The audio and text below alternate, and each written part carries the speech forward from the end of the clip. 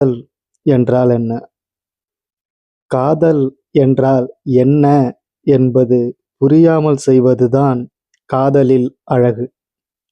கடைசி வரை அதை புரிந்து கொள்ளாமல் இருப்பதுதான் அதன் அழிவுக்கு காரணம் ஆகிறது. காதலைப் பற்றி அறிவியல் கூறும்போது, நமக்குள் நிகழும் சில ரசாயன மாற்றங்களால்தான் காதல் உண்டாகிறது என்று அறிவியல் கூறுகிறது. தத்துவவாதிகளோ அது நம்மை முழுமையடையச் செய்யும் ஒரு நிகழ்வு என்கிறார்கள். இப்படியாக காதலை பல விதங்களில் நமக்கு எடுத்து கூறியும் இதுவரை நமக்கு அது என்னவென்று முழுமையாக புரிந்து கொள்ள முடியவில்லை. ஏனெனில் காதல் என்பது அந்த அளவிற்கு விசித்திரமானதாகவும் வினோதமானதாகவும் இருக்கிறது. காதல் என்றால் என்ன என்று தெரியாத போதே நாம் காதலில் இதுதான் வெற்றி என்று கருதி கொண்டிருக்கிறோம். உண்மையில் காதலில் வெற்றி தோல்வி என்பது இல்லை. நாமே சிலவற்றை வெற்றி என்றும் தோல்வி என்றும் வரையறுத்து உள்ளோம்.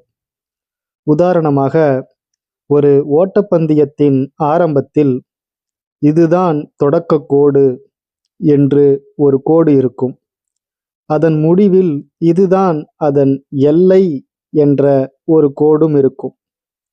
இதில் பங்கு கொள்ளும் அனைவரும் தொடக்க கோட்டிலிருந்து தொடங்கி அதன் முடிவு எல்லையை யார் முதலில் சென்றடைகிறார்களோ அவரையே நாம் வெற்றியாளர் என்போம்.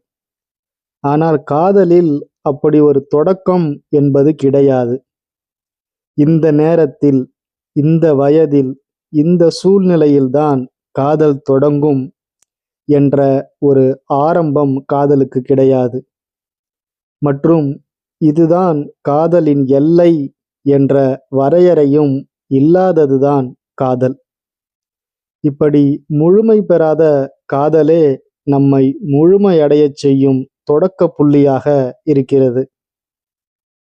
நாம் முழுமையடைய வேண்டுமானால் நாம் ஆணவம் இல்லாதவர்களாக இருக்க வேண்டும். இந்த ஆணவத்தை கைவிட வேண்டும் என்று எண்ணற்ற ஞானிகளும் யோகிகளும் சித்தர்களும் மகான்களும் கூறி விளக்கமளித்தாலும் நமக்கு அது புரியாது. நாமும் அதை ஏற்றுக்கொள்ள மாட்டோம்.